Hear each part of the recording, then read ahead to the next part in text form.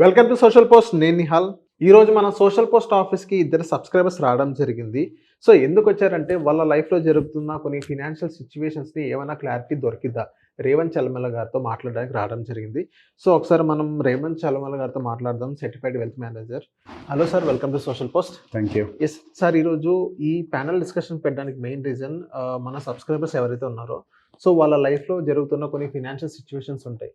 So whether it is positive or negative కానీ, so ఆ financial సిచ్యువేషన్స్కి ఏమన్నా క్లారిఫై వస్తుందేమో మీతో మాట్లాడడానికి రావడం జరిగింది. సో సబ్స్క్రైబర్స్ ఎవరైతే ఈ వీడియో చూస్తున్నారో, సో వీడియో చూస్తున్న వాళ్ళు కూడా మన ఆఫీస్కి రావచ్చు. సో స్క్రీన్ మీద కనిపిస్తున్న నెంబర్కి ఒకసారి మీరు కాల్ చేయండి, ఆఫీస్ అడ్రస్ అనేది ఇవ్వడం జరుగుతుంది. సో ఫస్ట్ ఒకసారి లేడీస్ వచ్చారు, సో వాళ్ళతో మాట్లాడాలి. సార్ ఇంకొకటి, మనము అంటే ఇప్పుడు అపార్ట్మెంట్ తీసుకోవడం బెస్టా లేకపోతే ఇండివిజువల్ హౌస్ తీసుకోవడం బెస్టా? అక్కడ మనం కొనే ప్రైస్ మీద డిపెండ్ అవుతుందండి. ఇప్పుడు ఫర్ ఎగ్జాంపుల్ మీరు నా దగ్గర ఒక క్లయింట్స్ వచ్చినప్పుడు కంపారిజన్ చూసాం. వాళ్ళు ₹1,00,000 గజానికి ఉప్పల్లో ల్యాండ్ కొన్నారు, 3 ఫ్లోర్లు బిల్డింగ్ కట్టారు. రెంట్ వస్తుంది కదా, మనం ఉండంగా మనం రెంట్ తోటి ఈఎంఐ కొద్దిగా కట్టచ్చులే అని చెప్పి ఇండిపెండెంట్ హౌస్ బాగుంటుందని చెప్పి చేశారు. ఇప్పుడు అదే టైంకి ఇంకొక క్లయింట్ ఇటువైపు ఈ వెస్ట్ సైడ్ ఆఫ్ ద సిటీలో అదే ₹1,00,000 గజానికి భూమి కొన్నారు, అదే 3 ఫ్లోర్లు కట్టారు. ఆయనకు వచ్చేసరికి ఏమో రెంట్లు 30,000 వస్తున్నాయి, ఈయనకు వచ్చేసరికి ఏమో రెంట్లు 70,000 వస్తున్నాయి. సో లొకేషన్ ఇంపార్టెంట్ ఇక్కడ. ఓకే, ఇప్పుడు డిమాండ్ ఎక్కడ ఎక్కువ ఉంటుంది రెంటల్కి, ఉప్పల్ సైడ్కి వెళ్తే double bedroom flat 15,000, hitech city దగ్గరలోకి తీసుకున్నాం అనుకోండి డబుల్ బెడ్రూమ్ ఫ్లాట్ 30,000. అదే కాస్ట్ కదా, అదే 1,00,000 గజం, అదే కన్స్ట్రక్షన్ కాస్ట్, కానీ రెంట్ ఎక్కడ ఎక్కువ వస్తుంది? సో ఇక్కడ పాకెట్ సైజ్ కూడా డిపెండ్స్. ఇప్పుడు రెంటల్ ఈల్డ్ ఎక్కువ వస్తుంది అని అంటే డెఫినెట్గా ఇండిపెండెంట్ హౌస్ కట్టి కొన్ని రెంట్లకు ఇచ్చుకోవడం మంచిది. ఏరియా డిమాండ్, ఎక్కడ డిమాండ్ ఉంది రెంటల్ ఈల్డ్, అవన్నీ చెక్ చేయకుండా రెంట్ వస్తుంది కదా అని చెప్పి బండ గుద్దినట్టు కొట్టుకొనియద్దు. చాలామంది పొరపాట్లు చేస్తారు. రెంట్ వస్తుందని ఎక్కడ పడితే అక్కడ కట్టేస్తారు, ఎక్కడ పడితే అక్కడ కొనకూడదు. కొన్ని చోట్ల అపార్ట్మెంటే కరెక్టు, కొన్ని చోట్ల ఇండిపెండెంట్ హౌసే కరెక్టు, అన్ని చోట్ల అన్ని పని చేయవు. రెంటల్ ఈల్డ్ పెద్దగా లేదు, తక్కువ రెంటు ఇదంతా నడుస్తుంది, కానీ మనం అదే ఏరియాలో ఉండాలి.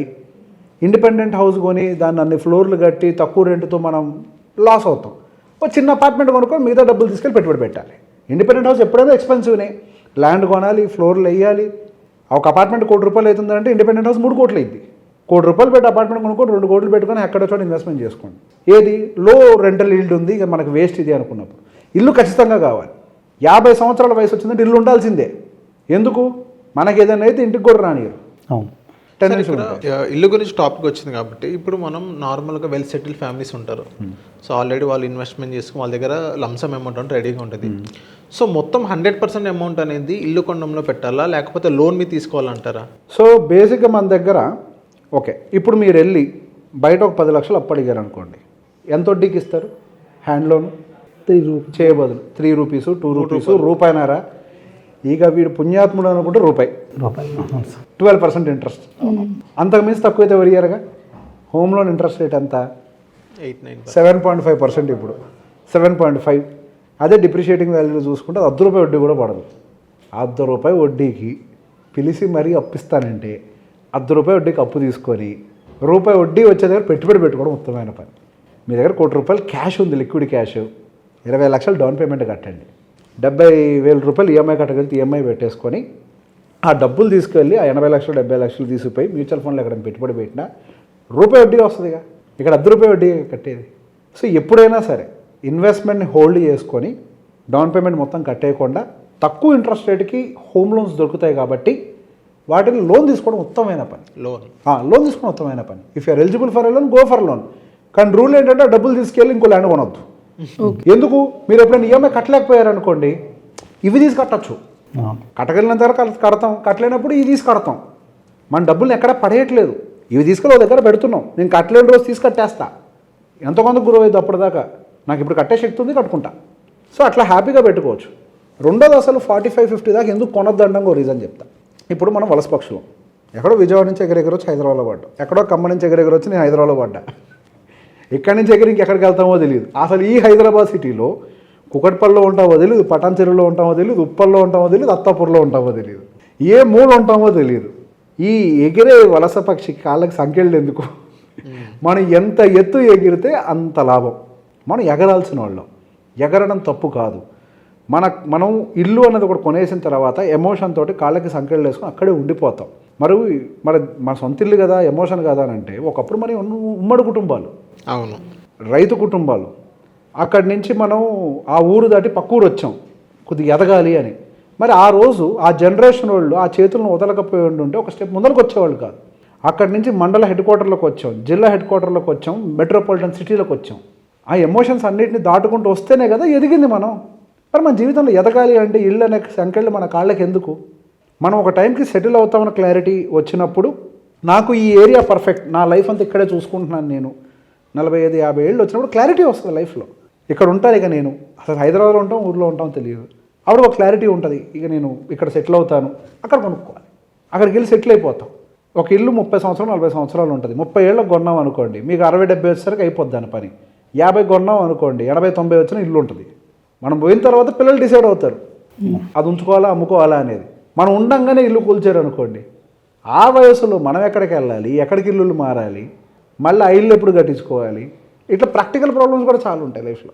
సాధ్యమైనంత వరకు స్టార్టింగ్ ఏజ్లో ఎక్కడ హై రిటర్న్స్ వస్తాయో అక్కడ పెట్టుబడి పెట్టాలి. హై రిటర్న్స్ అని అంటే గ్యాంబ్లింగ్లు, ట్రేడింగ్లు కాదు.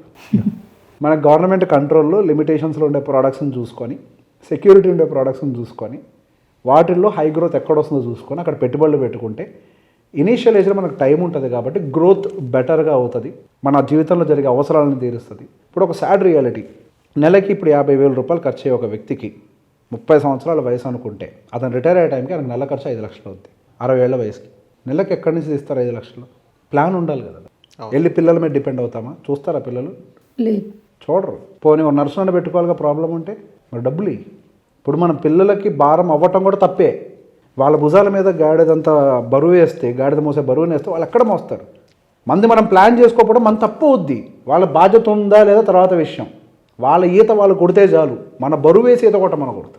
ఎందుకనంటే ఇప్పుడు మనమే పాత జనరేషన్కి ఈ జనరేషన్కి ఒక తేడా చూసాం. ఆ రోజుల్లో ఉండే ఖర్చులకి ఈ రోజుల్లో ఉండే ఖర్చులకు అసలు పోలికే లేదు. వచ్చే జీతాలకి ఖర్చులకు సంబంధం లేదు. మరి ఆ జనరేషన్ పరిస్థితి, మనం సరిగ్గా ప్లాన్ చేసుకోకపోయినా వాళ్ళు ఇబ్బంది పడతారు. ఆ పరిస్థితుల్లోకి నెట్టబడకుండా ఉండాలి అని అంటే ముందు మనం ప్లాన్ చేయాలి. అందుకే ఫస్టే డబ్బులు తీసుకువెళ్ళిపోయి ఇల్లు కొంటారు ఇట్లాంటివి ఏం చేయకుండా, అప్పులు చేయకుండా ఉంటే అదే వరం. అసలు ఒక న్యూ సెలబ్రేషన్ లైఫ్లో ఏంటి అని అంటే డెట్ ఫ్రీ లైఫ్. అప్పు లేకుండా బతకడమే ఒక వరం. వచ్చిన దాంట్లో ₹1 వస్తే ఒక 10 పైసలు 20 పైసలు దాచిపెట్టుకోగలిగితే చాలు. అప్పు లేని లైఫ్ చాలు, అదే వరం. కంగారు పడిపోయి ఇల్లు కొనేస్తా, అది కొనేస్తా, లోన్ వస్తుంది, లోన్ అందరికీ వస్తుంది, కానీ మనకి సెట్ అవుతుందనే చెక్ చేయాలి కదా. ఇప్పుడు మెడికల్ షాప్కి వెళ్తే ట్యాబ్లెట్లు అన్నీ ఉంటాయి, కానీ మన రోగానికి కదా మనం ట్రీట్మెంట్ చేసుకోవాలి. దొరికిందల్లా తీసుకుంటాం, మనమే చేసుకుంటాం. మనకి ఏది కరెక్టో అదే చేయాలి. మనకుండే ఆర్థిక పరిస్థితులకి, మనకుండే లిక్విడిటీ, కొంతమందికి ఆల్రెడీ రెంటల్ ఇన్కమ్స్ ఉంటాయి, వాళ్ళకి అవసరం లేదు, మళ్ళీ వాళ్ళు ఏమైనా చేసుకుంటారు. ఒక్కొక్కరికి ఒక్కొక్కటి ఉంటుంది. ఇక్కడ నేను చూసిన అన్ని జీవితాలు, అందరి జీవితాలు ఉండే ప్రాబ్లమ్స్ ఒకటే, సైజులు మారుతాయి, వాళ్ళకుండే సొల్యూషన్స్ మారుతాయి. అందరి జీవితాలు ఒకటే. మీ జీవితంలో, నా జీవితంలో, అందరి జీవితాలు అవే ప్రాబ్లమ్స్. ఒక్కొక్కరిది ఒక్కో సైజ్. మీది రోజుకు ₹1000 ప్రాబ్లం అయితే, రోజుకి 1500 ప్రాబ్లం అయితే, 2000 ప్రాబ్లం అయితే, నాకు 3000 ప్రాబ్లం, అంతే. సైజు మారుద్ది. It's all about how we plan it. మనకి ఏది అవసరమో ఒక టార్గెట్ పెట్టుకొని ఆ టార్గెట్కి అనుకూలంగా సూటబుల్ ప్రోడక్ట్లో పెట్టుబడులు పెట్టుకుంటే వెళ్తే జీవితాన్ని అన్ని ప్రాబ్లమ్స్ సాల్వ్ అవుతాయి. లైఫ్ ఎప్పుడు దానికంతా అది ప్రాబ్లంలోకి వెళ్దాం. మనం చేసే పొరపాట్ల వల్లే మన ప్రాబ్లమ్స్లోకి వెళ్తాం. లైఫ్ ఎప్పుడు దారి చూపిస్తూనే ఉంటుంది. నాకు తెలుసులేని కళ్ళు మూసుకున్నామా, అది మన అజ్ఞానం. నాకు తెలుసుకోవాల్సిన చాలా ఉంది అని చెప్పి చెవులు ఓపెన్ చేసామా, జ్ఞానం అది. సో థ్యాంక్ యూ సార్, మా సోషల్ పోస్ట్ వచ్చినందుకు. And subscribers, thank you for coming to social post. So ఎవరైతే ఈ వీడియో చూస్తున్నారో, మీకు కానీ ఎలాంటి డౌట్స్ ఉన్నా కానీ, మీ ఫినాన్షియల్ సిచ్యువేషన్స్లో ఎలాంటి డౌట్స్ ఉన్నా కానీ, స్క్రీన్ మీద కనిపిస్తున్న నెంబర్కి కాల్ చేయండి, బుక్ చేసుకొని మీరు రావచ్చు. So thank you.